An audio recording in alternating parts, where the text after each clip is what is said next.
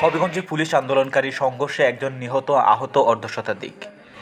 বৈষম্য বিরোধী ছাত্র আন্দোলনের ঘোষিত প্রার্থনা ও ছাত্র জনতার গণমিছিল কর্মসূচির অংশ হিসেবে জুম্মার নামাজের পর হবিগঞ্জ শহরের কোর্ট মসজিদের সামনে অবস্থান নেন শিক্ষার্থীরা।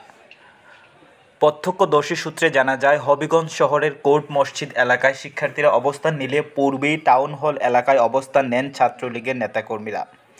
এর সূত্র ধরে এক পর্যায়ে সাধারণ শিক্ষার্থীদের মিছিলে যোগ দিয়ে সংহতি প্রকাশ করেন জেলা ছাত্রদল ও অন্যান্য দলের নেতাকর্মীরা। এরপর মিছিল নিয়ে যাওয়ার সময় ছাত্রলীগের নেতাকর্মীদের সঙ্গে টাউন হল এলাকায় শিক্ষার্থীদের সংঘর্ষ বাধে। এক পর্যায়ে সেখানে থাকা জেলা আওয়ামী লীগের কার্যালয়ে ভাঙচুর ও আগুন দেয় আন্দোলনকারীরা।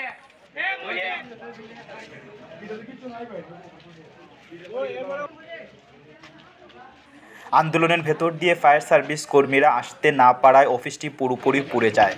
এছাড়াও স্থানীয় সংসদ সদস্য অ্যাডভোকেট আবু জাহিরের বাসায় ইট-পাটকেল নিক্ষেপ করে এবং বাসার সামনে গাড়ি ভাঙচুর ও বেশ কয়েকটি মোটরসাইকেলে আগুন ধরিয়ে দেওয়া হয়। এ সময় পুলিশ সেখানে অবস্থান নিলে শিক্ষার্থীদের সঙ্গে তাদের পাল্টাপাল্টি ধাওয়া শুরু হয় এবং পরিস্থিতি নিয়ন্ত্রণে আনতে আন্দোলনকারীদের লক্ষ্য করে গুলি ছুড়ে পুলিশ। পালাচ্ছেন।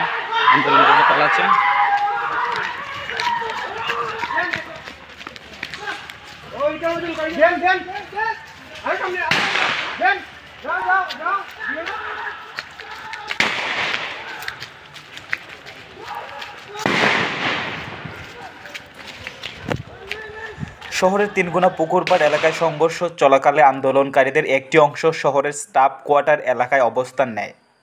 এ সময় পুলিশ আন্দোলনকারীদের মাঝখানে পড়ে যায়। ফলে দুই দিক দিয়ে আন্দোলনকারীরা পুলিশের দিকে আসতে থাকেন। পরবর্তীতে পুলিশ টিয়ারশেল ও কাঁদানো গ্যাস নিক্ষেপ করে স্টাফ কোয়ার্টার এলাকার আন্দোলনকারীদের ছত্রভঙ্গ করে দেয়।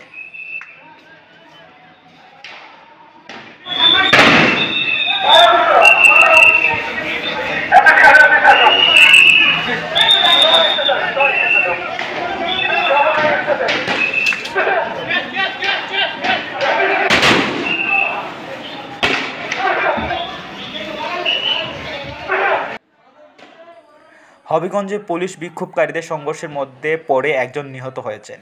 নিহত ব্যক্তির নাম মুস্তাক। তিনি পেশায় একজন শ্রমিক।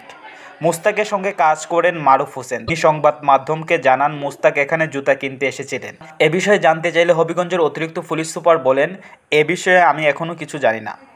হবিগঞ্জ 250 শয্যা বিশিষ্ট হাসপাতালের আবাসিক চিকিৎসক মঈনুদ্দিন চৌধুরী সংবাদ মাধ্যমকে বলেন, মুস্তাকের হাতে বড় ধরনের আঘাত ছিল। সেটা গুলি কিনা তা পরে জানানো যাবে। চিকিৎসাধীন অবস্থায় তিনি মারা গেছেন।